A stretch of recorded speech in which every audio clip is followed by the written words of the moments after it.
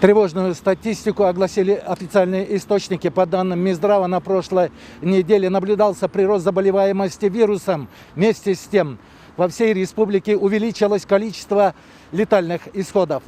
За сутки в Кыргызстане зарегистрировано 298 новых случаев заражения коронавирусной инфекцией. По данным республиканского штаба, в Баткенской области 86, Бишкеке 59, Ошской области 51, Джалалабадской 40, в Аше 33, в Чуйской и Иссыкульской областях по 13 и в Таласской области 3. Зарегистрировано 5 летальных случаев от вируса. Всего за весь период выявлено 49 528 случаев COVID-19. Медицинское ведомство обеспокоено сложившейся ситуацией вокруг коронавирусной инфекции.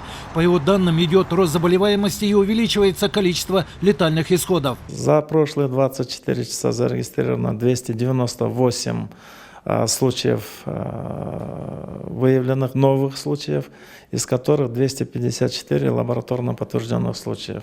В большинстве случаев напряженная ситуация в Баткенской области, в Джалалабадской области, в Ошской области и в городе Бишкек.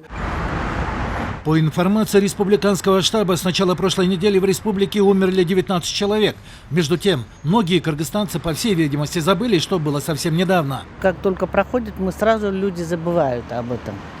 И сейчас относятся чуть-чуть легкомысленно. А мне кажется, надо постараться беречь себя, не нарушать.